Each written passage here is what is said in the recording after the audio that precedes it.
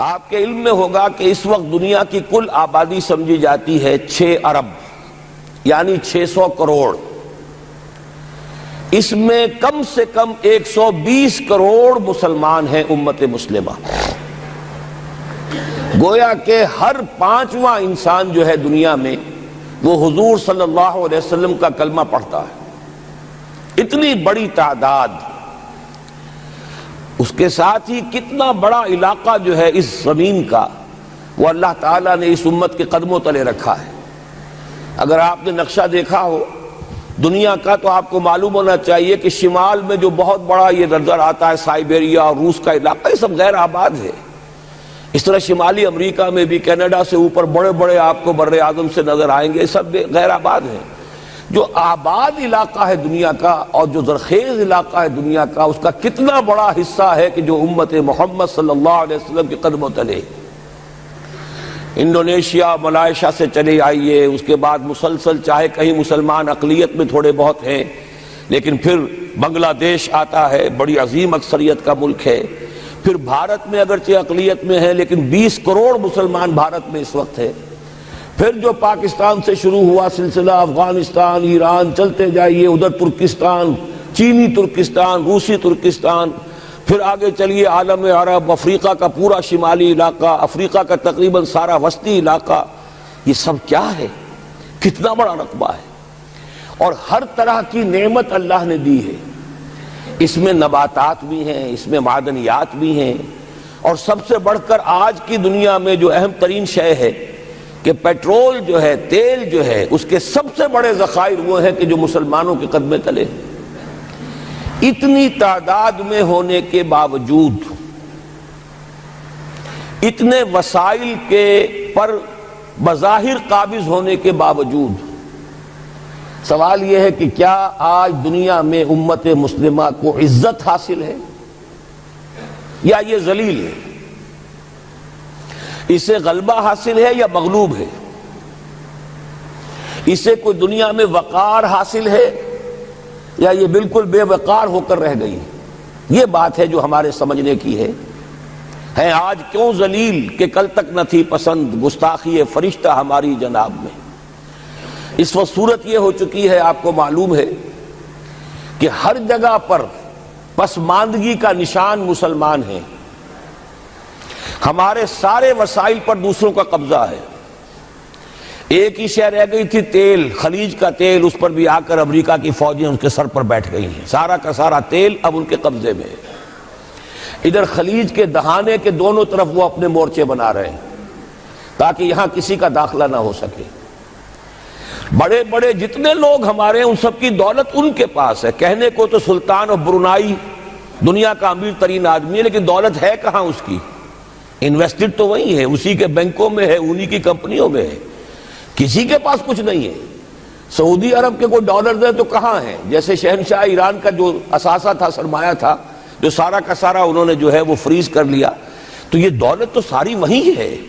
کہنے کو ہے کہ آپ کے اکاؤنٹ میں اتنا روپیہ ہے، لیکن سوال یہ کہ وہ اکاؤنٹ فی الواقع کس کے قبضے میں ہے؟ پھر آپ کو معلوم ہے کس طریقے سے مسلمانوں کے ساتھ سلوک ہو رہا ہے.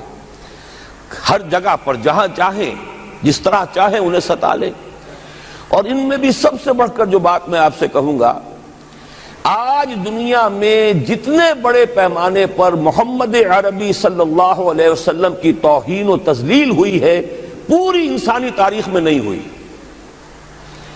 رشدی نے کتاب لکھی، بدترین حملے کیے. کیا رنگیلا رسول کتاب تھی جو لکھی تھی کسی ہندو نے، جس کو کہ ایک مسلمان نے پھر خنجر گھونپ کر اور ہلاک کر دیا تھا. وہ تو کچھ بھی نہیں تھی.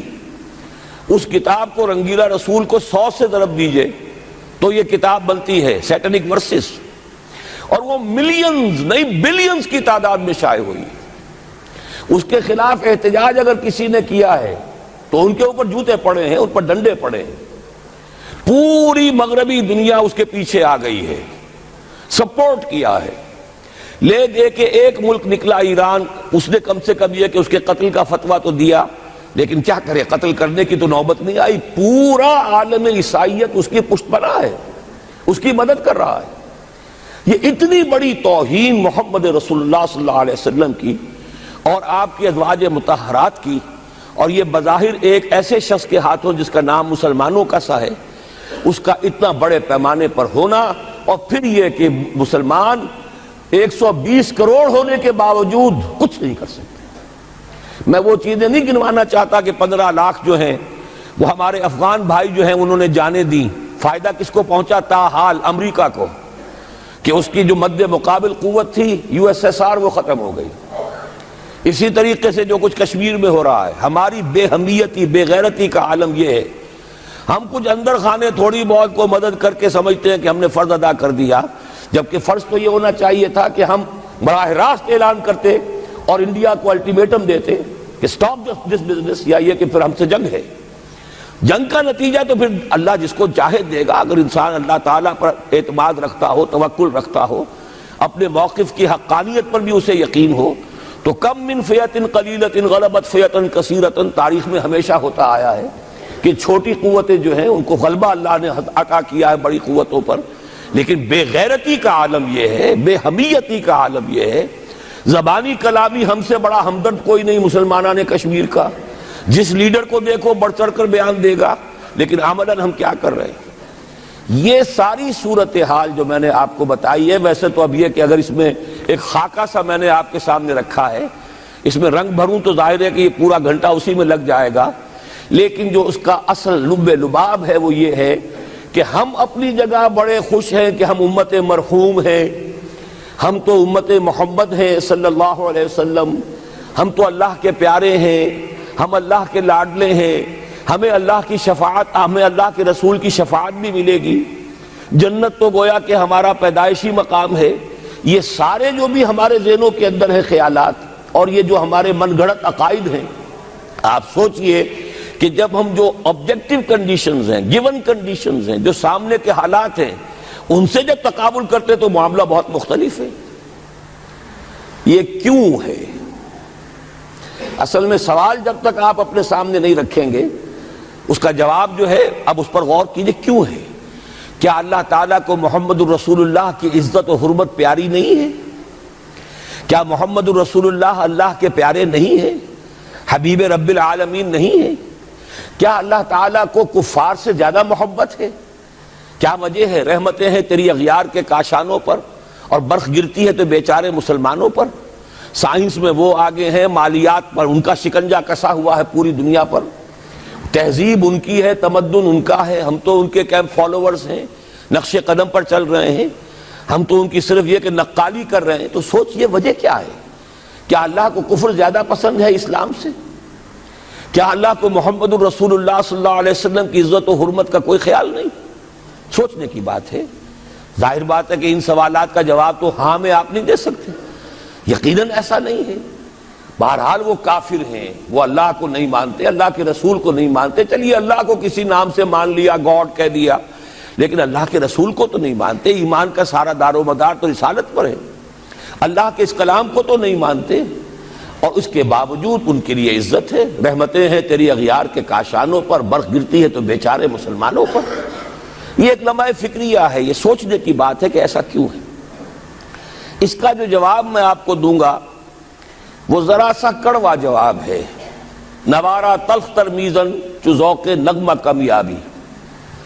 بات کہنی پڑتی ہے، جب تک کہ کڑوی بات کہی نہ جائے، حقائق کو دیکھنے کی جرت پیدا نہ کی جائے، مواجہہ نہ کیا جائے، فیکٹس کو فیس نہ کیا جائے، اس وقت تک بات صحیح نہیں ہوگی، اور نہ ہم صحیح تشخیص کر سکیں گے، نہ صحیح تجویز کی طرف ہمارا ذہن منتقل ہوگا۔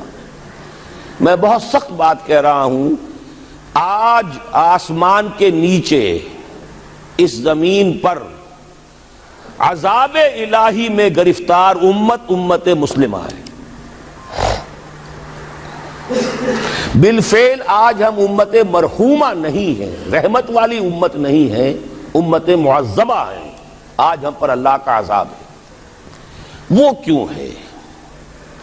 دیکھیے اللہ کا قانون یہ ہے، اور یہ اللہ کی سنت ہے، میں نے اپنی ایک کتاب میں اس پر مفصل بہت مضمون لکھا ہے، قرآن کا قانون عذاب۔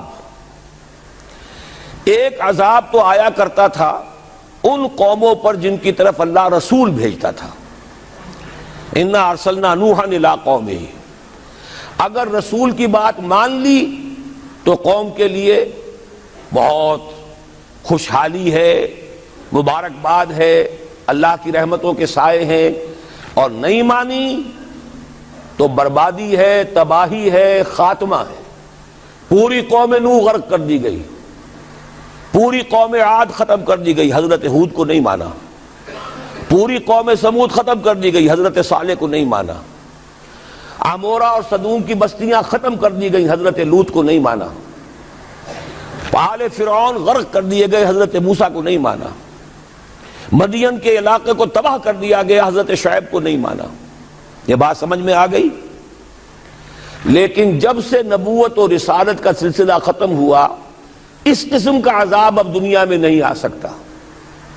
وَمَا كُنَّا مُعَذِّبِينَ حَتَّى نَبْعَثَ رَسُولًا، ایسا عذاب ہم نہیں بھیجتے رہے جب تک کہ رسول کو نہ بھیج دیں۔ رسول آ گیا، اس نے حق کو بیان کر دیا، بات کو کھول کھول کر مبرہن کر دیا، ہر چیز واضح کر دی، کوئی مغالطے کا امکان نہ رہا۔ جاء الحق وزهق الباطل، ہر شے جو ہے دودھ کا دودھ، پانی کا پانی جدا ہو گیا۔ اب بھی جس نے نہیں مانا تو معلوم ہوا اس میں کوئی خیر نہیں ہے، اب خیر کا فقدان ہے۔ تو اس قوم کو جیسے کہ آپ باغ کے اندر جھاڑو دے کر جب کوئی آندھی چلے تو پتے گرے ہوئے ہوتے ہیں، ان پتوں کو ایک جگہ جمع کر کے دیاسلائی دکھا دیتے ہیں تاکہ یہ پتے جو ہیں یہاں پر بدزیبی کا ذریعہ نہ بنے، تو پوری قوم ہلاک، کالم یغنوا فیہا، ایسے ہو گئے جیسے تھے ہی نہیں۔ یہ عذاب اب نہیں آئے گا، اس لیے کہ آخری نبی، آخری رسول محمد الرسول اللہ صلی اللہ علیہ وسلم۔ اب آج جو عذاب آتا ہے، دیکھیے کافروں کے لیے عذاب اصل میں آخرت میں ہے۔ دار العذاب، دار الجزا، وہ تو آخرت ہے، یہ تو دار الامتحان ہے۔ اب جو عذاب آتا ہے وہ اس قوم پر جو ہو تو حامل کتاب الہی، شریعت خداوندی کی کسٹوڈین، اللہ کے رسول کی نام لیوا، اس کے ساتھ عشق کا دعویٰ کرنے والی، عمل اس کے برعکس ہو۔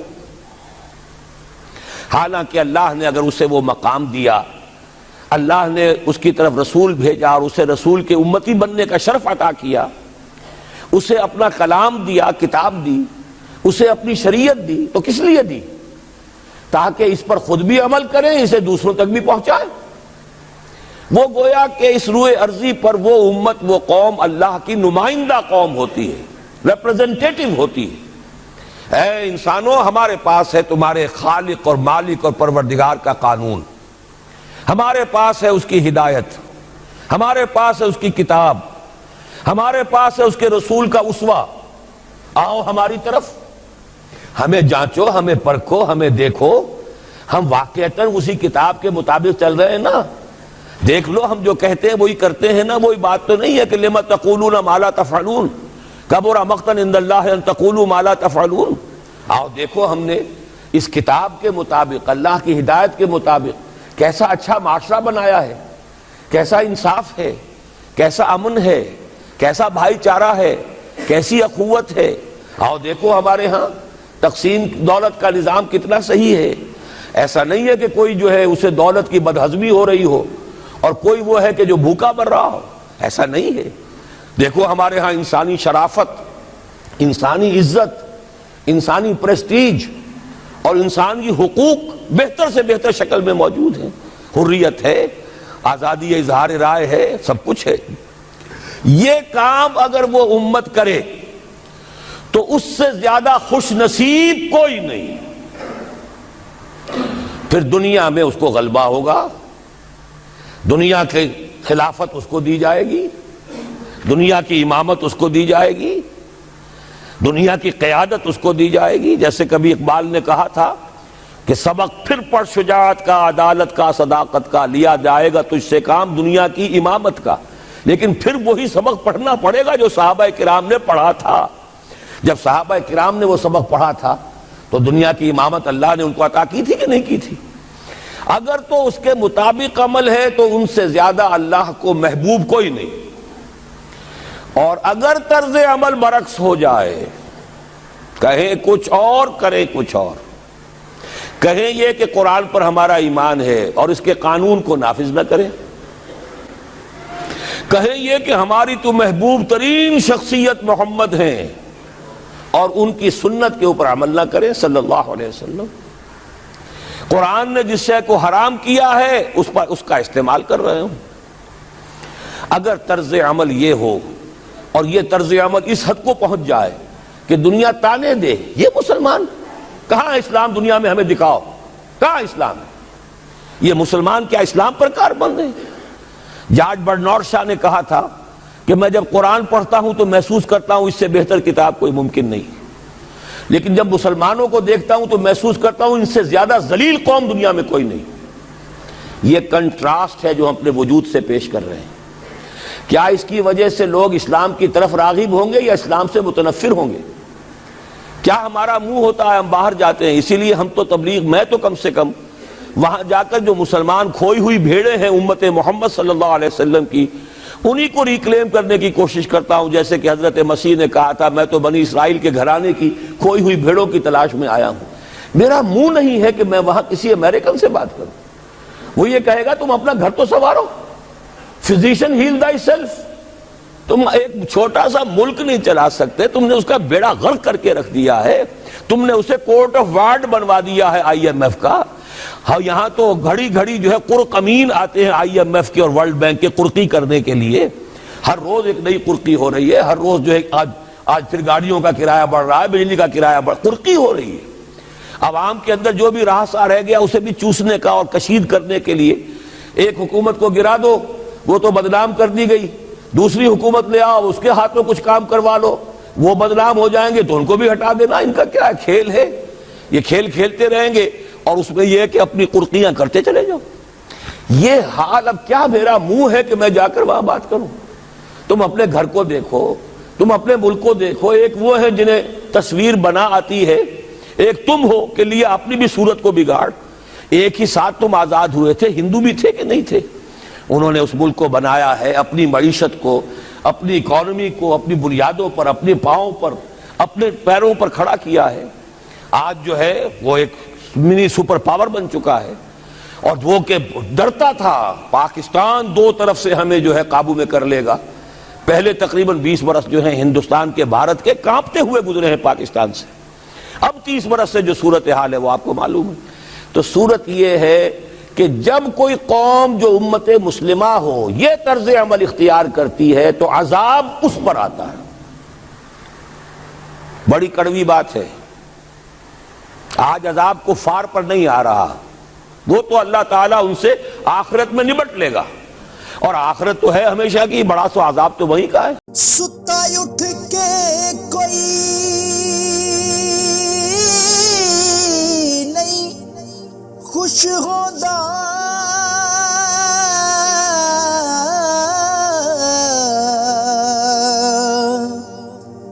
بڑے ستے جگا کے میں ویکھیا